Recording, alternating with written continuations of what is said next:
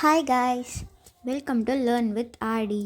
இன்றைக்கி இந்த வீடியோவில் என்ன பார்க்க போகிறோம் அப்படின்னா, நம்ம ட்ரூ காலரில் நம்மளுக்கு ஒருத்தவங்க கால் பண்ணதும் மெசேஜ் பாப்பப் ஆகும்ல.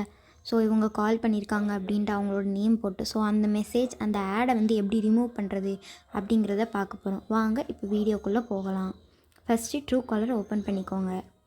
எஸ், ட்ரூ காலர் ஓப்பன் பண்ணிக்கிட்டதும் இங்கே மேலே 3 டாட்ஸ் இருக்குது இல்லையா, ஸோ அதை வந்து கிளிக் பண்ணிக்கோங்க. இதில் வந்து செட்டிங்ஸ் கிளிக் பண்ணிக்கோங்க.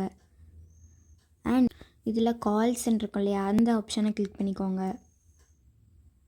ஸோ இதில் பாருங்கள், இங்கே கீழே ஆஃப்டர் கால் டீட்டெயில்ஸ் இந்த